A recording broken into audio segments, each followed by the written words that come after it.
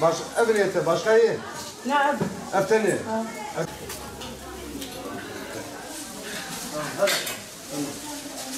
Abi. Türkçe olsaydı değilsin. Ayakkabı bir abi.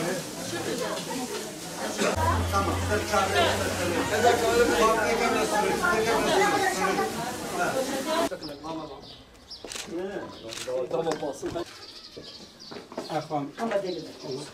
Umut Kervani mecbuarati inşallah her sal çıkar خود على كان بدل مجبورة بينا إن شاء الله.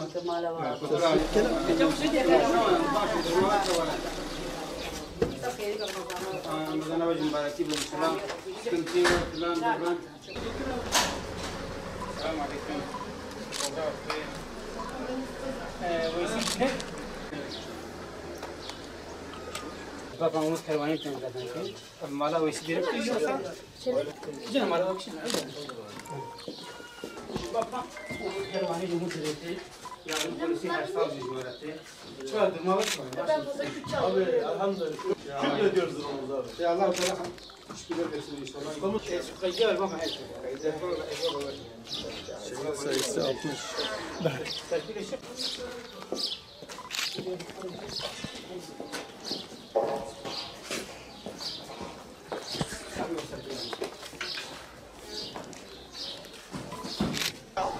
Gerek yok ya kaçağı Kore'ye.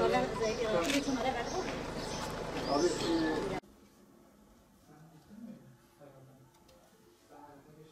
2018 yılı içerisinde dernek olarak yaptığımız ve desteklediğimiz sayısız faaliyetler icra edilmiştir. Gerçekleştirilen bu faaliyetler yönetim kurulu ve genel kurul toplantılarıyla karara bağlanmış ve uygulanmıştır. Batman Umut Kervanı olarak geleneksel hale gelmiş ve zamanı geldiğinde her yıl tekrarladığımız birçok faaliyetimiz vardır. Bu tür faaliyetleri genel olarak özetleyelim. Yıl içerisinde yaklaşık olarak ortalama 1200 aileye toplamda 249.950 TL değerinde düzenli olarak nakdi yardım yapılmıştır. Mübarek Ramazan ayı nedeniyle fakir ve muhtaç ailelere ulaştırılmak üzere hayırseverlerin desteği ile gıda paketleri hazırlandı. Üye ve gönüllülerimizle dağıtımını yaptık. Toplamda 1896 aileye 172.745 TL değerinde gıda kolisi dağıtımımız gerçekleşti. Kurban Bayramı nedeniyle kurban keseceklere aracı usulüyle yardımcı olduk ve yıl içerisinde yaklaşık 600 küçük baş kurbanın vekaletini alıp kestirdik. 1663 aileye toplamda 128.287 TL değerinde 1,5 kilograma tekabül edecek şekilde kırmızı et dağıtımımızı gerçekleştirdik.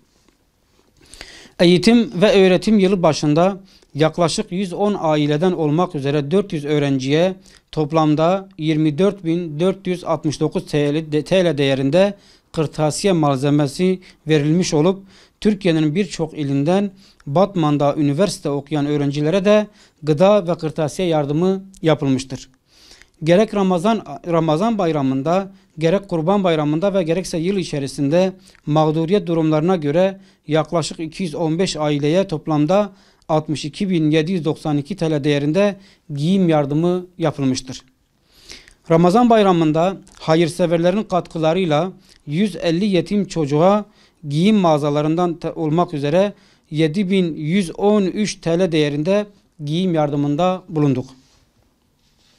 Suriye'de mevcut çatışmalı ortamlardan kaçıp ülkemize sığınan 380 mülteci aileye toplamda 84.677 TL ayni ve nakdi yardım yapılmıştır. Derneğimizden yardım alabilmek için beklentide olan mağdur, muhtaç ve yetim ailelere yardımda bulunmak amacıyla 03.05.2018 tarihinde bir günlük ve 27.10.2018 ile 31.10.2018 tarihleri arasında 5 günlük olmak üzere kermes düzenledik. Bu kermesimiz sıcak yemek, süs eşyası, ev eşyası, giyim ve benzeri malzemelerden tekabüldü. Kermesten gelen 28.272 TL gelir derneğimize kayıtlı fakir ve muhtaç ailelere dağıtılmıştır.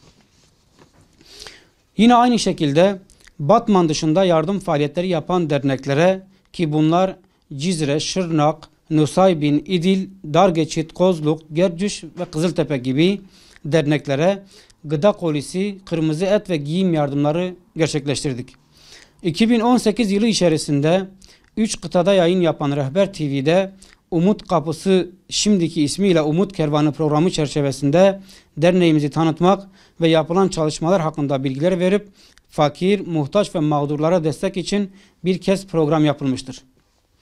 Merkezi İstanbul'da bulunan Umut Kervanı Vakfı ile Yemenli kardeşlerin dramına sessiz kalmamak amacıyla başlatmış oldukları yardım kampanyasına Batman Umut Kervanı olarak basın aracılığıyla destek çağrısında bulunduk. Yıl içerisinde Batman yerel basını, ulusal ajansları ve hayırsever iş adamlarını ziyaretlerde bulunduk. Bu vesileyle faaliyetlerimiz hakkında bilgiler aktardık. 2018 yılı içerisinde Batman Umut Kervanı olarak ayni ve nakdi olarak toplamda 5.470 aileye 705.902 TL'ye yardım yapılmıştır.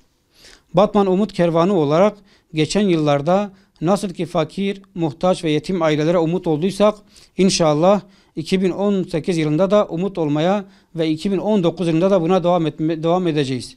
Bu konuda Batmanlı tüm hayırseverlerin yardım ve desteklerini bekliyoruz.